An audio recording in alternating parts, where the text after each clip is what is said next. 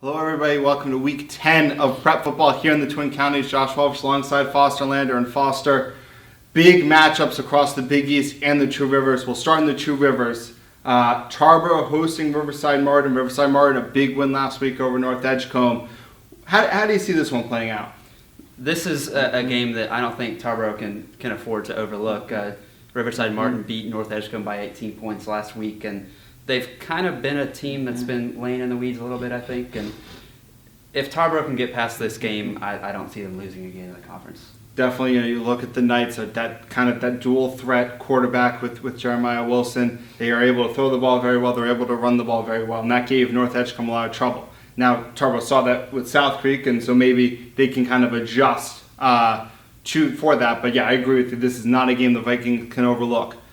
We're going to skip over the Eastern Plains Southwest at Farmville Central this week, and we're going to go straight to the Big East. We'll start with the big one.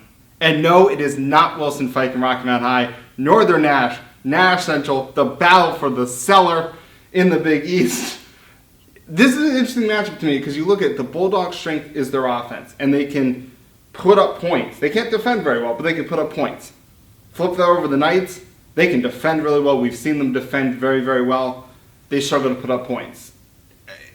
How do you see that battle particularly playing out? Anytime I think of Nash Central, I can't get away from that game that they played against Bunn. It was a rain makeup game, but they gave up 77 points, 523 rushing yards, and it's hard to get that picture out of your head when you look at Northern Nash has played Tarboro tough. They've got big guys up front. They've got a mobile quarterback, and Nash Central they haven't been able to stop anybody's run game this year.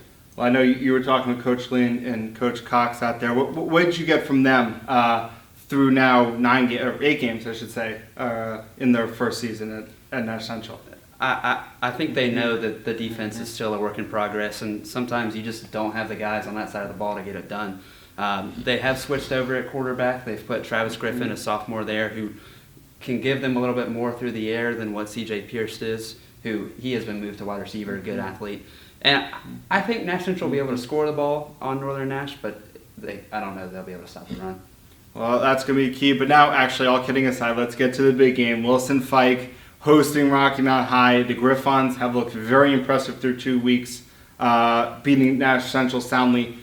Big win for them over Wilson Hunt last week.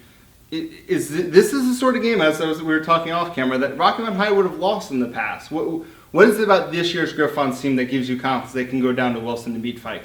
Well, we saw a little bit last week against Hunt with the penalties and some of the turnovers maybe of the old Rocky Mount High teams. But the way that Rocky Mount High, they've run the football on just about everybody they've played this year.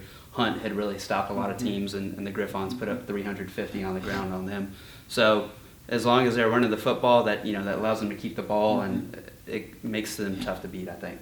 Yeah, Wilson Fike not the same team defensively as they've been in the past. And Southern Nash playing Wilson Hunt, we both think Southern Nash could win. All of a sudden, could we be looking at the Firebirds and Griffons playing for first place in the Big East next week in Bailey?